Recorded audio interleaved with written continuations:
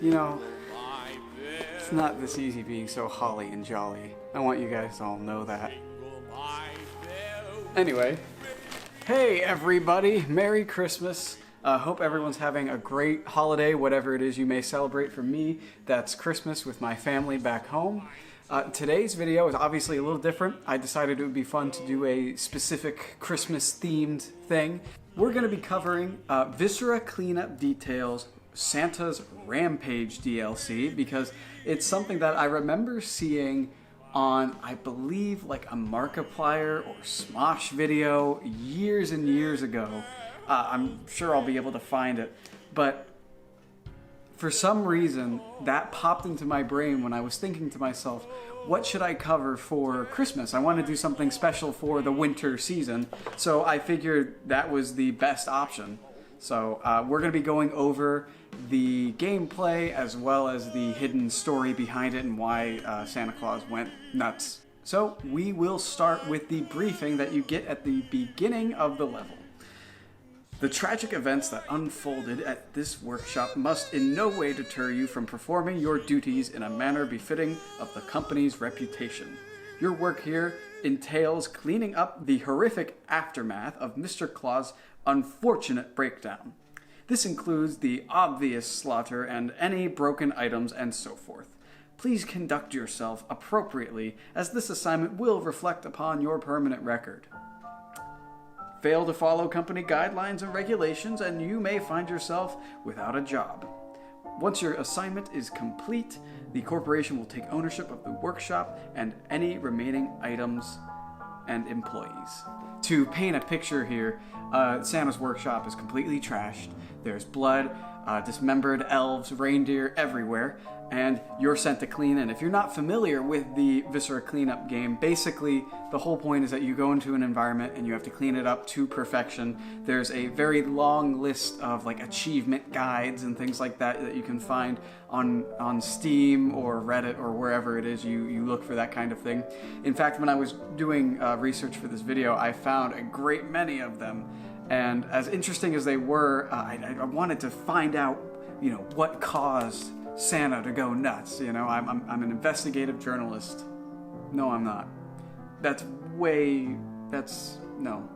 So the way that you would go about getting a better score, a perfect score, if you wanted to go that route, is you need to destroy all the knives. You also need to dispose of all of the TNT and any sort of explosives. However, if you try to throw it into the fireplace, it will end up exploding. So what you have to do in order to properly dispose of it is dunk it in a bucket of water first. You also need to avoid destroying any Christmas-related items accidentally. So this means ornaments, toys, toy guns, things like that. Unless, of course, you're going for a more specific achievement. However, if you want to get a perfect rating on the room itself, you need to avoid throwing away those items.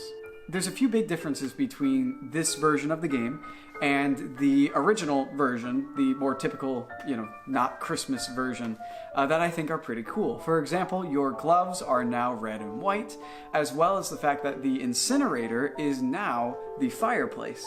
The Big Banger radio has been changed to the Ice Banger radio, as well as the lamp textures being slightly different. They're no longer cylinders, really. They're more four-sided, and the lights that they illuminate are a bit more yellow, and it fits more in line with the overall theme of this being a cozy, you know, Santa's workshop in the middle of nowhere. However, I'm not really sure how cozy you would call this. The Slosh-O-Matic dispenser will occasionally spit out dynamite, which you must immediately put out or, you know, die. And the way to do that, what most players have said, is that you should just keep a bucket of water on standby right next to it, which makes a lot of sense.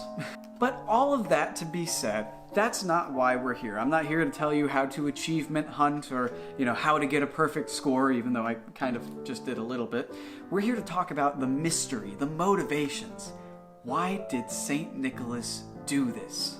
Well, I believe, and the general consensus seems to be, that due to a number of outside factors putting pressure on St. Nicholas, that it led him to sort of lose his mind and snap at one point. Now, there's a few things throughout this level, this environment, that prove this theory. And I believe it's a mixture of his financial troubles, his brother's financial troubles that he is putting on him, the children asking for outrageous gifts, and a lot of mismanagement within his workshop. And considering that he only really works 1 day a year and the rest is all production, you can see how all the pressure mounted over time. For example, we can find that he has been dealing with some issues with his employees through the books that he has on his shelf. He's got basic things such as retail economics on his shelf, which makes sense. He does run a business that has, now that I'm thinking about it, probably very thin profit margins anyway. It's not like any kids are really paying for their gifts. Maybe that's why he's in so much financial trouble. Like, there's no income. Anyway, let's not think too hard about it. Other books related to, him trying to learn how to run a proper business include Kick Their Asses and Take Their Cash by Ronald Turnup. There's definitely no correlation to a real-life person in who that book is by. There's also a book titled 173 Hilarious Ways to Avoid Taxes. There's also one titled Postal Service, How to Deal with Stress Before It's Too Late, which I think is a very telling book, the fact that he has that and seems to read it often. And another one to show that he's having some trouble with his employees would be A Tall Order, How to Deal with Elves. Other books on there are very interesting. They include many guides on how to handle certain firearms and other weapons, such as Shoot It, a modern guide to firearm handling, as well as an owner's manual on a flamethrower, which I don't really know what he'd be using that for other than just to kill. I mean, I can't really imagine anything on the North Pole that would be that would require a flamethrower. I don't know, maybe he has to fight off a Yeti or something. But really, the core of why I believe that all these stressors are what led to his eventual rampage are because of a lot of the letters that can be found around the workshop.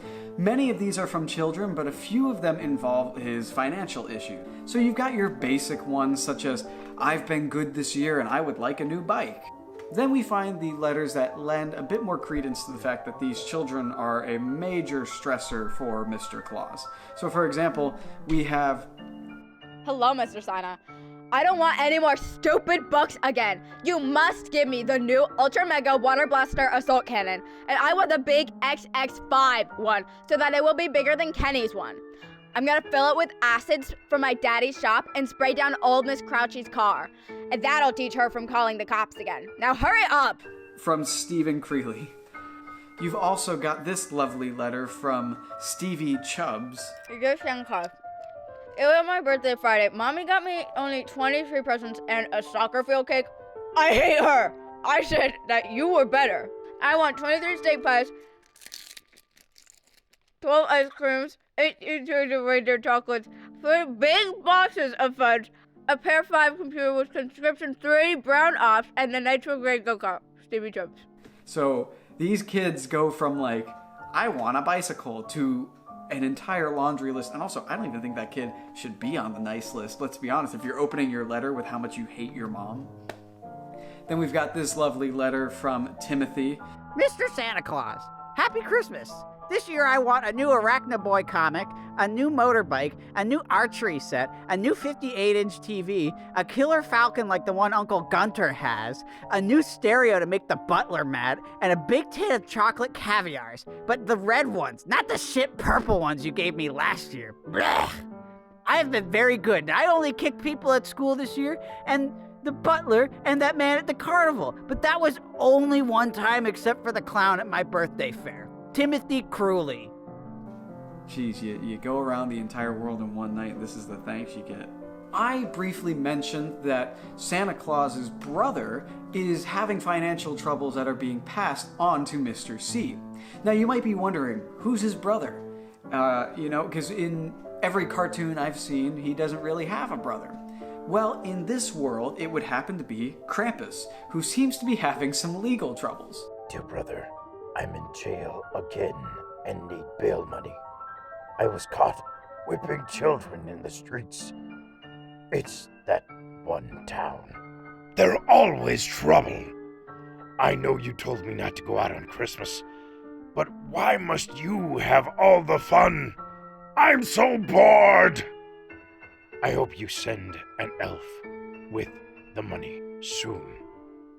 I do like elves. So fragile. Remember, you owe me one for that Russian mafia incident. Your brother, Krampus. Krampus going out into the streets and just whipping children. I know that makes sense for his folklore. But it's kind of funny to imagine just a normal dude, like a human being, just being like, it's Christmas, it's time for me to go whip the children. Like, yeah, no wonder you're in jail. It's probably a penalty. It's just this one town. Jeez. We also have some letters that indicate more specifically the financial troubles of the workshop itself, not necessarily privately Mr. Claus. So, for example, we have an invoice from Wang Chao Industries. Dear Mr. Claus, your total for this month comes to toys and other play items, $953,050. Electronic devices, $5,430,870. Shipping and handling, $35,000. Total, $6,418,920. Payments will be required by no later than the 4th of the following month. Good day, and thank you for your business. I'm assuming that's USD. What would he use if he's in the North Pole? Maybe like Norwegian crowns or like something from Iceland, maybe? I don't know. Point is, I'm assuming that's USD. Either way, that's a lot. We also have a letter, which is really funny to me, because if this world's Santa Claus is paying bills and, basically it's more of a business than just some magical workshop, right? I'm sure there's still magic involved. But if he's still paying bills, if his brother is human enough to just be put in jail, it makes you wonder, like, how do people view this guy? Well, clearly it's not very favorably. This letter, basically threatening litigation against Santa for breaking and entering, pretty much sums up how much people don't like him. Dear Mr. Claus, I have in my possession video footage recorded in infrared of you along with your gang entering one of my premises via the fireplace. The footage also shows littering and you personally removing my valuable property, milk glass and confectionery items. At present, I am preparing to forward this evidence to local authorities unless I receive compensation from your organization in the sum of no less than $100,000. I have generously decided to give you until Monday to complete this transaction or face the consequences of your transgression. Sounds like a real nice guy. We also have another threat of litigation from the elves' apparent hometown, basically saying that Mr. Claus has very unreasonable work conditions and low amounts of pay for the work that they're doing, which, looking around at this workshop, with the exception of all the blood and guts, which, came after, it's still not that great of an environment to work in, I would say, especially if you're not getting paid all that much. So I think this also considering some of the books he had and who they were allegedly written by, maybe his working conditions weren't too great. It's entirely possible. Mr. Claus, it is with great regret that I find myself forced to write this correspondence once more, as our investigation determined the atrocious conditions which you force upon our elven brethren must cease immediately. The low pay, the incredibly long workdays, the lack of holidays, it's inhuman. If we at the Union do not see radical changes in the next 3 weeks, we will be forced to pursue legal channels. And then, sir, you shall see the full fury of the elves is not so small. Good day, Tiny Little Town Secretary General. It's not just the elves that seem to be bringing a lot of trouble and litigation to Mr. Claus. It would also be his reindeer. Apparently, one of them defecated over a series of houses as he was flying away. Mr. Claus, it is with a heavy heart and dwindling pocket that we regret to inform you that you are being sued in the amount of $250,000. The claims are as follows: destruction of property, damages, emotional suffering, public disturbance, and obscenity.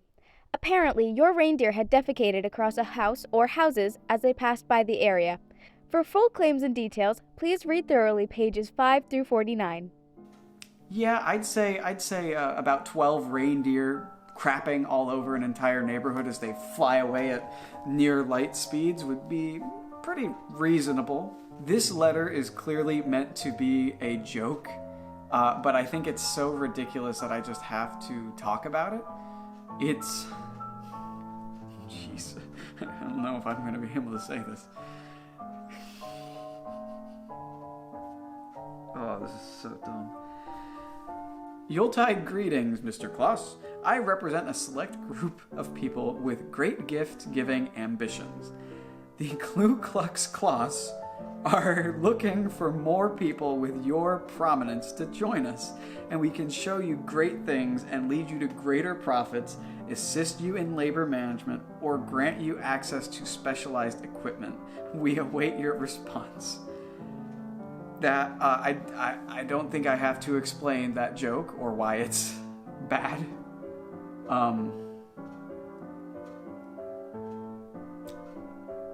I hope he doesn't join them. All of these letters that I've read, as well as the books that are on a shelf, paint a picture of a man who is struggling financially and is very overworked, very stressed. He has the law breathing down his neck when all he's trying to do is run a business and deliver gifts to all the children around the world. Well, it seems like along the way, it finally broke him because he sent an order out and received... Dear sir, find enclosed your invoice and receipt for the following items: 5 crates of wait, it's an explosive. 2 boxes of select heavy-edged knives and 8 boxes of 12-gauge shotgun shells. Pleasure doing business with you, sir, and don't forget about our shoot 'em and loot 'em sale. All items 25% off, and more off until the 1st. Basically, he had clearly been planning this rampage for a while. At least long enough to mail order in the things that he wanted to use for it, because we can find evidence of him using a shotgun and using multiple knives throughout the entire crime scene. The simple fact that he planned out his massacre means that this is first-degree murder, the type of murder that takes the highest, legal weight with it. So it also, shows you how low his mental state was at this time. So all that to say, I don't know what to say. This is kind of a downer episode. All that to say, Mr. Claus will be charged with first-degree murder because this had malice aforethought and a clear intention to kill. This wasn't an accidental crime or a heat-of-the-moment kind of crime. We can tell through the invoice as well as all these letters. We can paint a pretty clear picture of how this was built up over time, and his intentions are very, very clear. So I will not be representing him in court because this feels pretty cut and dry. Pretty sure he did it. But yeah, all that to say, I thought this would be a very fun topic to cover, especially because, hey, it's Christmas. At least right after this video, it'll be Christmas. It'll be around then. So I really hope everyone enjoyed this video, enjoyed, covering this sort of weird little obscure game, especially around this time of year. So I hope everyone has a great Christmas, spends lots of time with their family, friends, loved ones in general, or whatever it is you celebrate, whatever it may be. I just hope you have a great time. More typical uploads will resume shortly. I'm going to be back home for a while. Obviously, I'm not in my typical setup. So, but thank you so much for watching. I appreciate every single one of you. So have a great morning or evening or whatever.